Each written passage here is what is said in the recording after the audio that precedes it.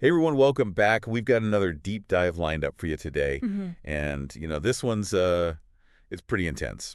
Yeah, this one's it's a bit of a doozy, right? So, we're looking into the aftermath of Hurricane Helene, specifically how things are unfolding down in North Carolina. Right. And our main source for this deep dive is an article by journalist Lily Mae Lazarus, published, let me check, October 21st, so just a few days ago. Fresh off the press. Seriously.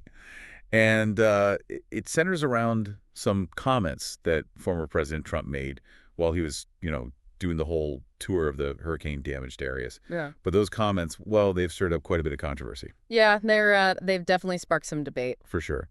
So basically, the article dives into how Trump is actually defending people who've been threatening FEMA workers. Mm-hmm. And it gets even crazier because he's tying this whole thing back to the spread of misinformation. Right.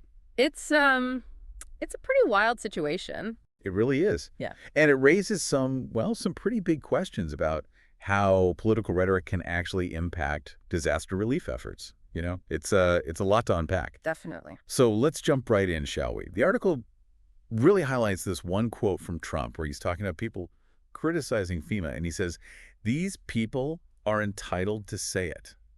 Yeah, that quote's that's a bit of a head scratcher. It is. Because he's not just talking about criticism, right? We're talking about actual threats against the very people trying to help those affected by the hurricane. Exactly. And, the article gives some context to just how serious this situation has become.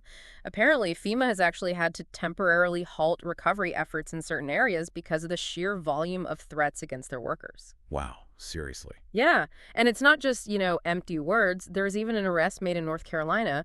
A man was apprehended with an assault rifle, and he was directly threatening FEMA personnel. That's terrifying. Yeah. So we've got Trump defending the right to threaten the people helping hurricane victims. Pretty much. And the article really digs into how this is all tied to this wave of misinformation that's been circulating. Okay, what kind of misinformation are we talking about here? We're not just talking about your everyday rumors here. This stuff's full on conspiracy theory territory. Like what?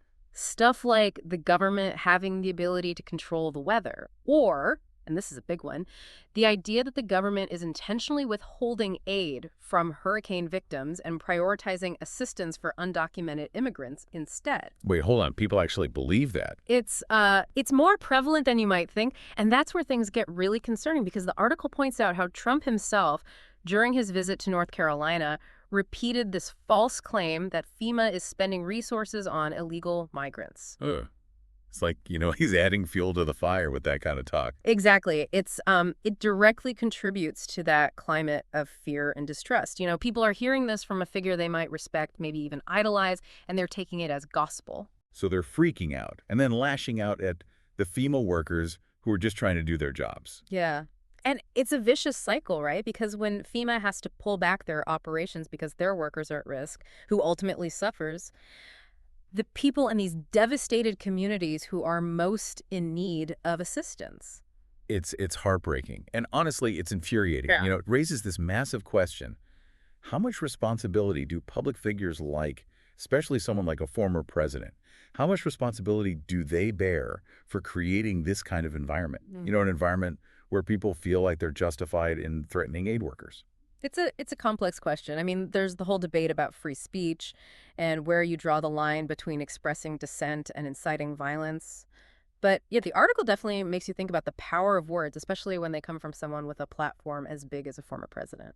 Right. And the article does go on to thoroughly debunk these outlandish claims about FEMA. It sets the record straight. But the question remains, how do you stop misinformation like this from spreading in the first place? Especially during a time of crisis when people are already vulnerable and accurate information is absolutely crucial. It's a tough one. I mean, you've got this perfect storm of factors at play.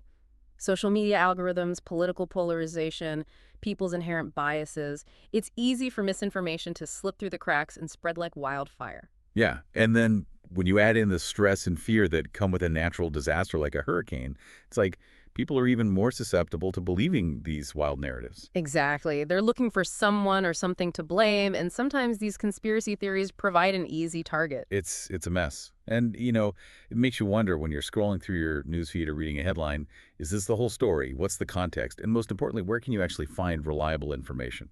information that you can trust. Those are the essential questions, aren't they? We need to be critical consumers of information, especially in this day and age. Absolutely.